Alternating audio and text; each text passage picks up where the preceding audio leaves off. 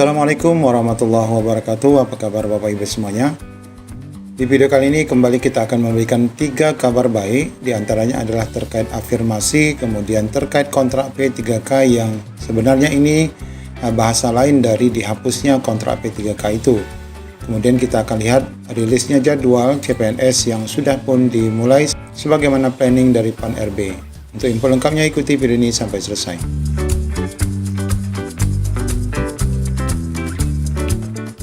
Baik Bapak Ibu, sebelumnya kita sudah mengetahui informasi bahwa adanya skenario jadwal seleksi CASN dan khususnya ini untuk CPNS yang akan bermula di minggu ke-3 Agustus ya. Artinya ini Bapak Ibu, dengan pelaksanaan periode kedua CPNS ini menunjukkan bahwa untuk pelaksanaan seleksi P3K juga akan segera dilaksanakan setelah selesai dari CPNS. Nah, ini adalah gambaran skenario besarnya atau lini masanya. Nah, kita baru saja juga mendapatkan jadwalnya ya Bapak Ibu. Mudah-mudahan ini informasinya adalah A1, artinya memang tidak lagi berubah ya, bahwa akan ada penetapan formasi CPNS dan P3K untuk pusat dan daerah itu pada 4 Agustus. 4 Agustus ini akan mulai diumumkan formasi-formasi di seluruh daerah. Kemudian pengumuman khususnya jadwal pendaftaran CPNS dan P3K ini akan diumumkan di 15 Agustus 2024. Namun di sini bahasanya ada P3K ya. Nah, inilah yang mungkin diragukan rekan-rekan karena memang kemungkinan besar pengumuman itu baru akan diumumkan PNS. Tapi bisa saja ya Bapak Ibu, P3K juga diumumkan karena memang nanti jadwalnya pasti akan berubah ataupun berbeda dengan CPNS. Kemudian hasil pengumuman untuk administrasi ini adalah 4 September, kemungkinan ini adalah untuk CPNS ya. Dan ini masa sanggah, kemudian jawab sanggah. Nah, ini kalau kita lihat dari seluruh pengumuman, ini hanya akan berakhir pada 5 Januari ya. Ini 5 Januari 2025. Sedangkan dalam lini masa yang disampaikan oleh BKN sebelumnya, ya ini adalah sampai dengan Maret Bapak Ibu ya.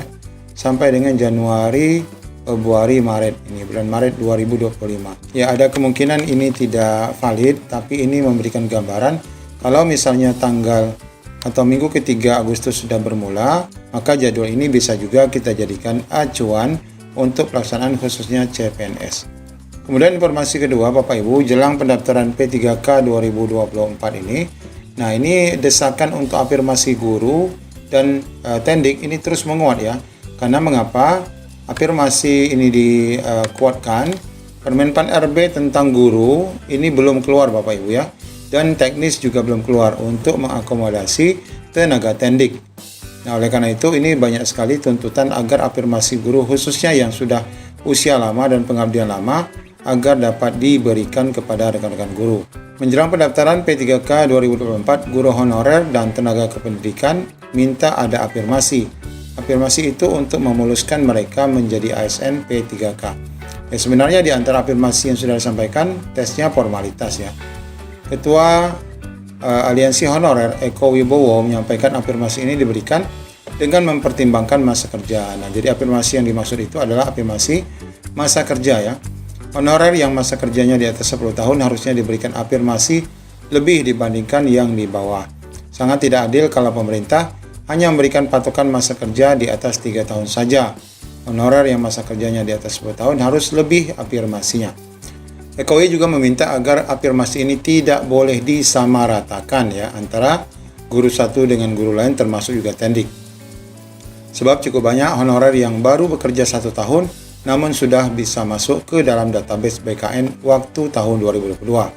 Saat BKN melakukan pendataan honorer 2022, ada ketentuan yang baru 1 tahun itu bisa mendaftar dan bisa masuk dalam database BKN. Nah, ini ya untuk membedakan rekan-rekan yang memang sudah lama ya mengajar, sudah memiliki pengalaman dengan rekan-rekan yang baru ya menjadi guru yang menjadi honorer tapi juga bisa masuk pendataan.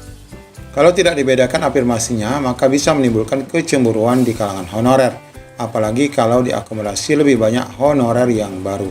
Oleh karena itu Pak Ekowi kepada pemerintah dan Kemendikbud serta PAN RB meminta agar mengambil kebijakan yang arif dan bijaksana dalam menangani masalah honorer baik guru maupun tendik. Karena memang sampai saat ini kita masih menunggu Permen PAN RB yang berkaitan dengan jabatan fungsional guru. Dia ingin agar seksi P3K 2024 bisa menjadi solusi penuntasan sampai dengan 2024 ini.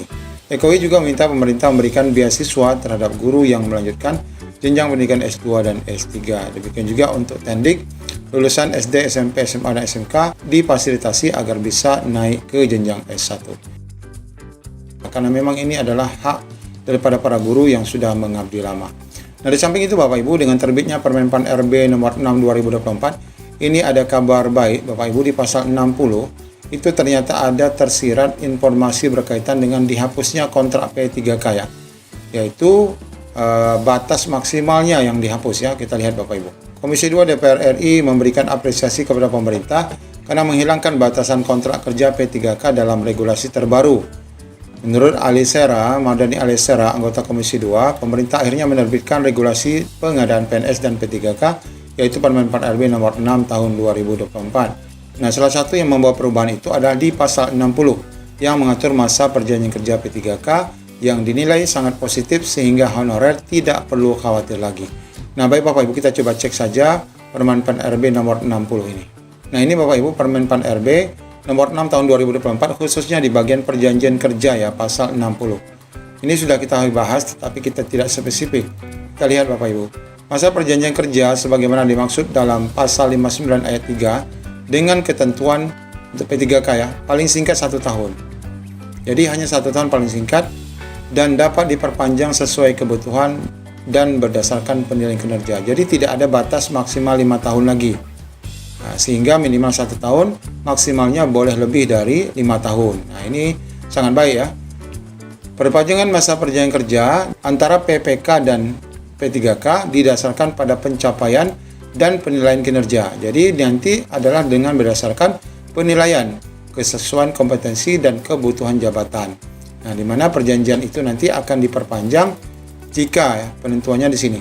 Jenis pekerjaan yang bersifat sementara. Jadi kalau misalnya mungkin hanya bersifat sementara, bisa jadi kontraknya tidak 5 tahun, bisa jadi 3 tahun. Tetapi yang membutuhkan jangka waktu lebih lama, maka kontraknya seperti guru ini bisa jadi ya langsung 10 tahun atau 20 tahun. Kemudian jenis jabatan yang diperlukan untuk meningkatkan kinerja organisasi. Nah, semakin jenis jabatannya semakin detail dan semakin perlu, nah itu akan mempengaruhi masa kerja kontrak rekan-rekan. Kemudian prediksi beban kerja suatu jabatan, apakah akan cepat habis masa kerjanya atau tidak. Nah, ini akan mempengaruhi juga masa kontrak rekan-rekan. Kemudian ketersediaan anggaran. Nah, kalau Pemda memang memiliki anggaran selama ini, tidak perlu dikontrak 5 tahun tapi boleh lebih. Kemudian batas usia pensiun sesuai dengan jabatan. Ini benar ya. Kalau seandainya memang usia jabatannya memang sudah mendekati pensiun, maka wajar jika kontraknya bisa jadi kurang dari 5 tahun atau hanya 1 tahun saja. Nah, sedangkan untuk persetujuan perpanjangannya nanti tetap ditetapkan oleh BKN. Nah, ini Bapak Ibu beberapa afirmasi ya sebenarnya dalam Permen PAN RB yang sudah terbit sebelumnya, sambil menunggu beberapa aturan lain yang masih ya Bapak Ibu kita tunggu berkaitan dengan guru, berkaitan dengan teknis, dan berkaitan dengan bagaimana yang di dalamnya mencakup siapa saja yang dapat ikut ya pada seksi P3K khususnya guru dan tenaga teknis untuk melihat bagaimana aturan kepesertaan rekan-rekan tendik.